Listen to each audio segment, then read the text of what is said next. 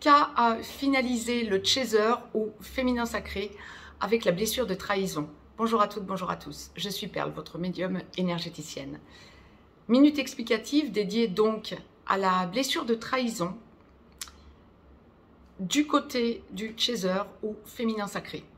Je rappelle pour tout le monde, toutes les personnes qui vivent une relation sacrée, que le chaser ou féminin sacré a 4 blessures à travailler.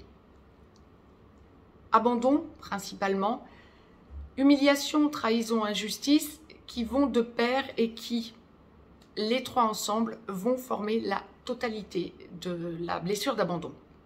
Donc les blessures humiliation, trahison, injustice sont à travailler indépendamment ou globalement, ou 2 à 2 par moment, voire les 3 à un moment du parcours, mais elles vont former au fur et à mesure la totalité de la blessure d'abandon que vous aurez à travailler.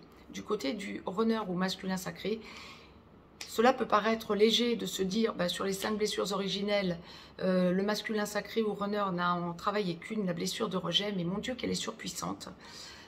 Et il va y avoir aussi qui va s'y adjoindre le respect. Respect envers lui, respect envers son autre. Donc la blessure de trahison est activée du côté du féminin sacré par son autre, mais vous ressentirez qu'elle a été activée déjà antérieurement ou en alternance par d'autres personnes qui ont traversé ou jalonné votre vie. C'est une blessure qui remonte à l'origine des temps, bien évidemment, au moment du Big Bang. Et c'est une blessure qui est indispensable à travailler, puisque c'est la blessure qui va vous permettre de combattre le sombre. Tout comme l'énergie tierce du côté du runner ou masculin sacré, eh bien c'est la blessure de trahison, comme par hasard, qui va vous permettre de vous affirmer dans la hausse de votre taux vibratoire pour aller vers votre lumière. Alors la blessure de trahison remonte à l'origine des temps, au moment du Big Bang, oui. Elle remonte aussi et a été très activée par les civilisations anciennes, antiques, là où l'on a commencé à parler du bien et du mal. Le mal étant le fait de canaliser les populations par la peur, en leur montrant que si quelqu'un agissait mal, il nuisait à son entourage, certes, et donc en lui faisant peur et en lui montrant que il y aurait des rétorsions après, en allant brûler en enfer par exemple, ou en allant au purgatoire. Et nous en sommes arrivés à une logique bien engrammée en nous, depuis des millénaires, voire des dizaines de millénaires, bien engrammée en nous, qui nous persuade que le mal existant, il faut le combattre. Et lorsque vous êtes dans une relation sacrée, bien ça va être un de vos combats principaux. J'allais dire le principal, non, il y en a d'autres. Nous y reviendrons ultérieurement. Mais ça va être un des principaux combats que vous aurez à mener. Et il en passe notamment par la blessure de trahison. Vous vous sentez trahi par votre autre masculin sacré dans ses fuites, dans ces non-déblocages en apparence en triangulaire,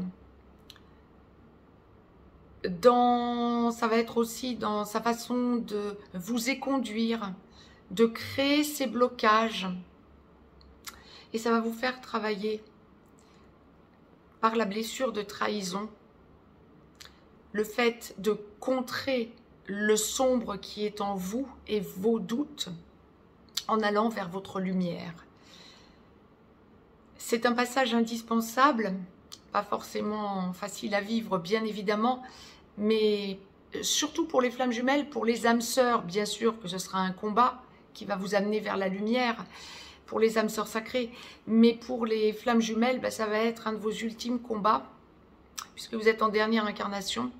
Et donc, effectivement, le but est vraiment de vous épurer jusqu'à ce qu'il n'y ait plus aucune noirceur en vous, plus aucun doute, en vous tournant vers la lumière.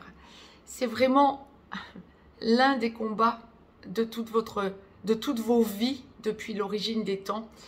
Et vous finissez par le ressentir au tréfonds de vous lorsque vous arrivez à une certaine pureté en quelque sorte, parce que plus rien ne vous atteindra dans le sombre.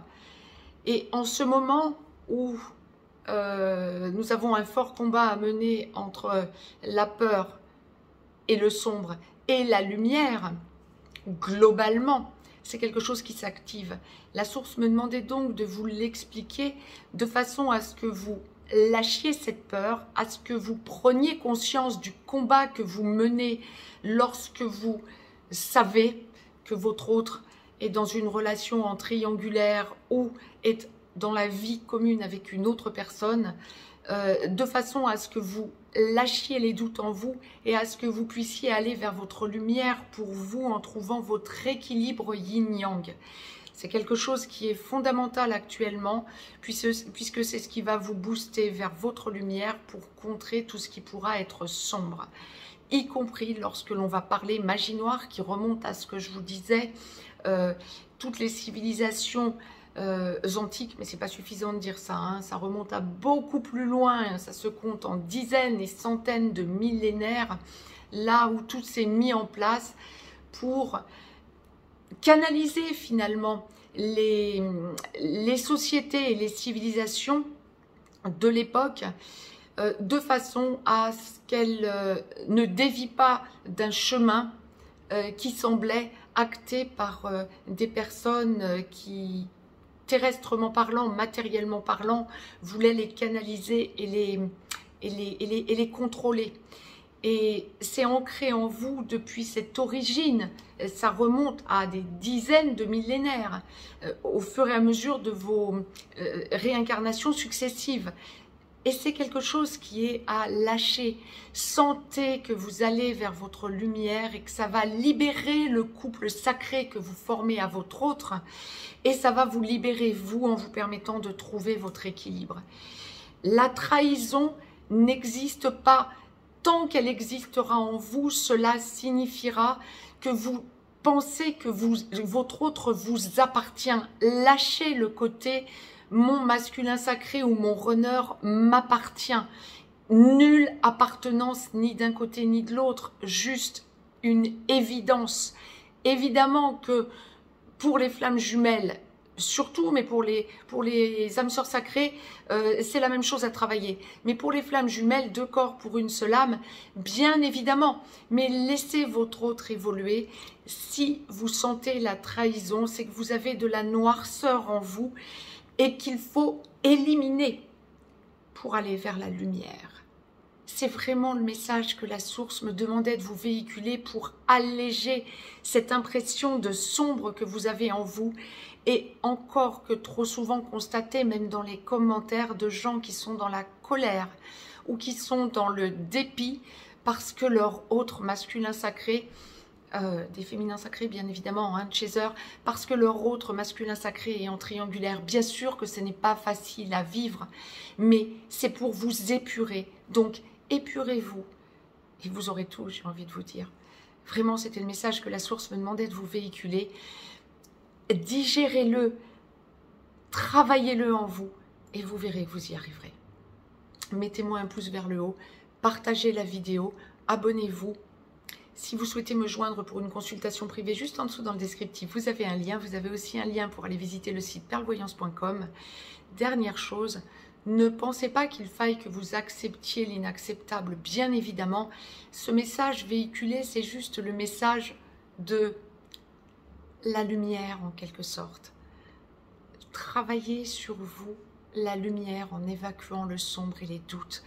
Remettez les choses entre les mains de la source et sentez votre lumière et vous comprendrez que vous évoluez sur le bon chemin et bien évidemment que ça libérera aussi votre masculin sacré.